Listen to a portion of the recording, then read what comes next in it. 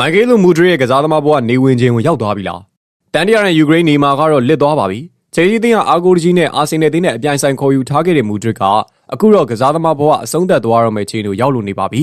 ချယ်ဆီးတင်းရဲ့တောင်ပန်ကစားသမားဖြစ်တဲ့မူဒရစ်ကတားမြစ်စေးသုံးဆွဲမှုနဲ့ဆွဲချက်အတင်ခံရပြီးတော့ကာလာရှီပိတ်ပင်ခံရနိုင်ကြီးလည်းများနေပါသည်အင်္ဂလန်ဘောလုံးပွဲချုပ် FA ကချယ်ဆီးတောင်ပန်ကစားသမားမီကေလိုမူဒရစ်ကိုတားမြစ်စေးဝါသုံးဆွဲမှုဆိုင်ရာစီးမင်းနဲ့တရားဝင်ဆွဲချက်တင်ထားတာလည်းဖြစ်ပါတယ်2023ခုနှစ်မှာပြောင်းရွှေ့ရေးဒေါ်လာ108သန်းနဲ့ရောက်ရှိလာခဲ့ချိန်ချယ်ဆီရဲ့အကြီးမားဆုံးခေါ်ယူမှုတွေကတခုဖြစ်တဲ့မူဒရစ်ကပြီးခဲ့တဲ့ဒီဇင်ဘာလကလေးကတားမြစ်စေးစစ်ဆေးမှုနဲ့ရင်ဆိုင်နေရတယ်ဆိုတဲ့သတင်းတွေထွက်ပေါ်လာပြီးတော့နောက်ပိုင်းမှာလည်းကစားနိုင်ခြင်းမရှိတော့ပါဘူး။ဒီနောက်ဆုံးဆင့်ကယူကရိန်းလက်ရွေးစင်ကစားသမားကိုပိတ်ပင်မှုတစ်ခုနဲ့ပုံမနီးစပ်စေခဲ့ပါတယ်။အကယ်၍တကယ်သုံးဆွဲခဲ့တယ်လို့အပြေထွက်လာခဲ့မယ်ဆိုရင်တော့ FA စီးမြင့်ရမူဒရစ်အနေနဲ့ဘောလုံးကစားခြင်းကနေပြီးတော့၄နှစ်အထိပိတ်ပင်ခံရမှာဖြစ်ပါတယ်။ဒါကိုပေါ်ပါဖြစ်ရတုန်းကလည်းမြင်တွေ့ခဲ့ရပြီးတော့မူဒရစ်ကိုပြီးခဲ့တဲ့လက